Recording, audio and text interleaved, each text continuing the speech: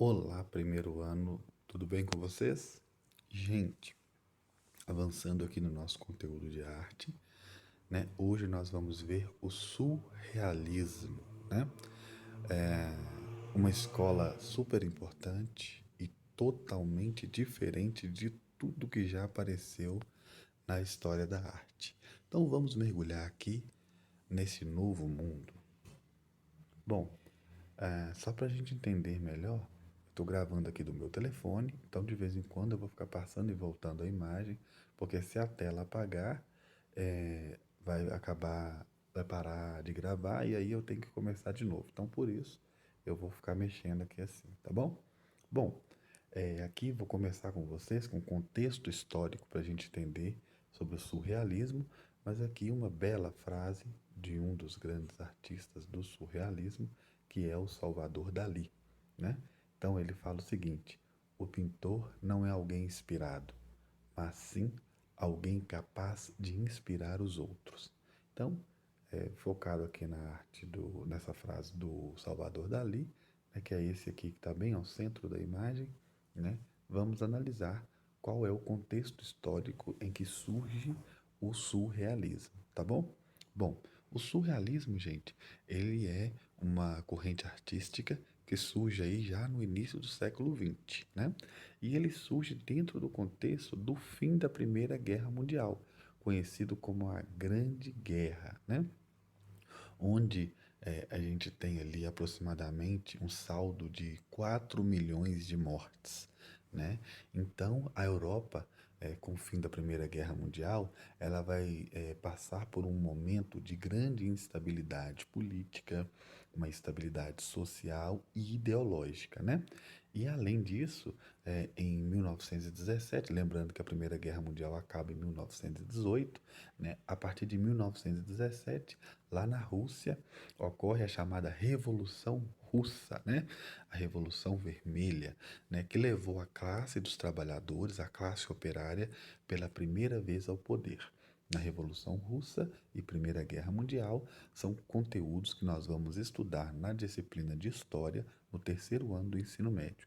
Mas só para explicar a vocês, né? Com o fim da Primeira Guerra e a Revolução Russa, nós vamos ter o surgimento de uma nova ideologia, né, socialista, que é a que vai encarar, bater de frente com a ideologia vigente, o capitalismo, tá bom? Bom, o que vai acontecer é que os valores tradicionais, eles vão ser cada vez mais questionados, eles vão ser cada vez mais colocados contra a parede, né? E, obviamente, o meio artístico, a arte, ela vai tentar representar a realidade desse pós-guerra, desse pós-Primeira Guerra Mundial, né? Dessas grandes mudanças com o surgimento do socialismo lá na Revolução Russa, tá bom? Bom, nós vamos ter então diversas manifestações artísticas que vão surgir, né, como alternativa nova, diferente, né, para esse mundo de dor, de sofrimento, de angústia, de morte, de tristeza que foi deixado pela guerra, né? Bom, então, entendendo melhor esse contexto histórico, nós vamos entender que o surrealismo ele surge no momento em que as pessoas estão tristes, estão destabilizadas, fragmentadas, as pessoas perderam seus parentes, né? A economia está devastada, a sociedade está destruída, né? Então, existe uma desestabilização social muito grande, né? Então, nessa perspectiva, o surrealismo ele vai surgir como uma ideia de revelar imagens bizarras, né, que tem ali como objetivo de escandalizar, de chocar essa realidade, né, mostrando uma deformação da realidade, mostrando, né, como as coisas podem ser diferentes de uma maneira chocante, né? Bom, então nós temos a pergunta aqui, né? O que é surrealismo? E aqui nós temos uma pintura, né, surrealista. do Salvador Dalí. Mas antes de entrar nas pinturas e falar mais detalhadamente, vamos responder a pergunta: o que é surrealismo, certo? Bom, o surrealismo, primeiro ano, ele surgiu como um movimento artístico e ele surgiu na França, né? Percebam que todos esses movimentos estão surgindo na França, né? França e arte são sinônimos, não é verdade? Bom, esse movimento ele foi fundado por um poeta chamado André Breton, né, na década de 1920, né? E o que propunha o surrealismo enquanto escola da arte, né? Ele propunha um automatismo puramente físico, onde de através do qual se pretendia expressar verbalmente, por escrito ou de outra forma, a verdadeira função do pensamento, ou seja, como o pensamento vem, né? O que ele representa? Bom, nós podemos definir o surrealismo como tomado de Apollinaire, que é um artista francês, né? E a partir dessa definição do Apollinaire, a gente vai entender no significado etimológico que vai significar a arte que ultrapassa as aparências, né? Ou seja, por isso que ela é surreal. Lembram-se do realismo, que retratava fielmente a realidade? O surrealismo não, né? Por isso o nome surreal, né? Então é algo que ultrapassa as aparências da realidade, né? Ele desobriga uma fidelidade do real. Ele não te coloca naquela característica do realismo, muito pelo contrário, né? Vai além do que é real, né? Bom, nas artes plásticas a gente vai ter colagens, frontage, decalcomania, é, na literatura nós vamos ter uma escrita automática e, no geral, uma associação livre, automatismo, abordagem intelectual coletiva, colocação de objetos familiares em novos contextos. Então, nós vamos entender melhor aqui como que vai funcionar o surrealismo, tá bom? Então vamos começar aqui pelas artes plásticas, né? Só vocês olharem essa pintura aqui, antes de qualquer coisa, de tentar definir qualquer conceito, só observando vocês percebem que é surreal. Lembra o que essa imagem? É como um sonho, na verdade.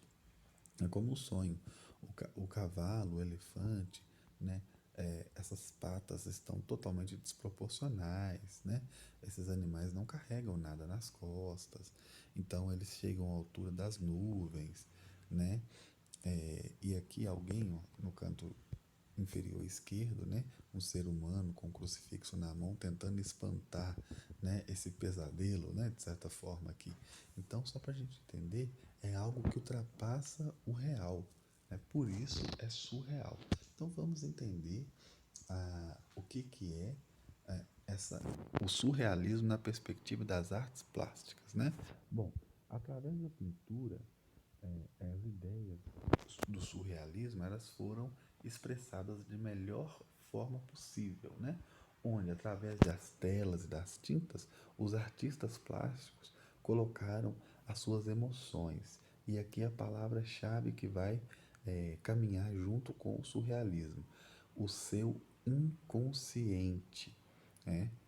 Então, para a gente entender melhor, representando aqui, caminhando junto com o surrealismo, o inconsciente.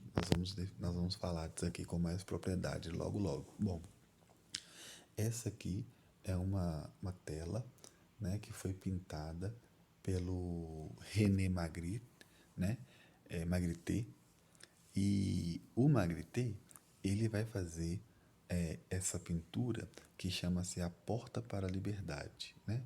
E aí está mostrando, é como se fosse um sonho, né? É surreal mesmo. É como se tivesse uma colagem aqui, ó, uma colagem de natureza nesse vidro que foi quebrado. E agora, depois de quebrado, você consegue ver ali a realidade, né? Então, o Magritte também é um dos grandes artistas, grandes pintores, mas obviamente eu vou focar aqui em um, o surrealismo, para que vocês lembrem dele para o resto da vida de vocês, né? Bom, O movimento artístico do surrealismo, ele se dividiu em duas correntes. A primeira corrente, gente, ela foi representada por esse artista que a gente tem que focar muito nele. Quando falar de surrealismo, você tem que lembrar desse nome aqui. Chama-se Salvador Dalí, né? Onde, nessa primeira corrente, vai se trabalhar com a distorção e a justaposição de imagens conhecidas, né? Ou seja, ele vai distorcer e vai mudar as posições, né, do real, né, de imagens já conhecidas, tá bom? Então, a obra mais conhecida nesse estilo chama-se A Persistência da Memória, que é essa obra aqui, do início da pergunta, o que é surrealismo, né? A persistência da memória. Eu vou passar para vocês depois um videozinho da aluna Ana Clara, que fez um trabalho sobre o Salvador Dalí. Então, vou deixar para fala da Ana Clara para vocês aprenderem um pouco sobre a vida do Salvador Dalí. Vai ser bem legal, tá bom? Bom, voltando aqui, então a primeira corrente é a distorção e a justaposição de imagens já conhecidas, tá bom? Bom, na segunda corrente, os artistas eles libertam a mente e eles vão dar vazão ao inconsciente, sem nenhum contato com a razão. Então nós vamos ter o Joan Miró, o Max Ernst, né? E eles vão representar essa corrente onde a gente vai ter telas, né, que saem com formas curvas, linhas fluidas e com muitas cores. Bom, focando aqui então no Salvador Dalí, lembrando que eu vou deixar o videozinho da aluna Ana Clara para vocês visualizarem, né? Nós vamos ter aqui algumas informações básicas que eu vou passar para vocês. Bom, o Salvador Dalí, ele nasceu na cidade de Catalã de Figueres, na Espanha, né? E ele começou a pintar por volta dos 13 anos de idade, né?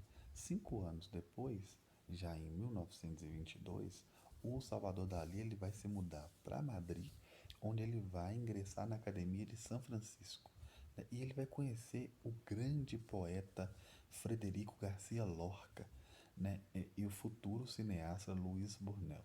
Bom, o que acontece? Só para vocês entenderem um pouquinho, o Lorca, na Espanha, ele tem o mesmo valor que o Machado de Assis tem para a gente aqui. Então é muito importante, né? Bom, o Dalí, ele vai se inserir no movimento em 1929 com a ajuda da russa Helena, né? Ele chamava Helena Dmitrievna Diakhnova, ou mais conhecida por seu apelido Gala, né? Ela era 10 anos mais velha que ele, né? E ela vai ficar com o Dali até o último dia da sua vida. Bom, no início da Segunda Guerra Mundial, em 1940, o Dali e a Gala eles vão se mudar para os Estados Unidos. E eles ficam nos Estados Unidos até 1955, né? A partir de 1982, com a morte de Gala, o Salvador Dalí ele se torna um homem recluso. Ele fica abatido porque ele vai ter ali o mal de Parkinson, né? E ali ele vai viver até 1989. Ele vive 7 anos depois, tá bom?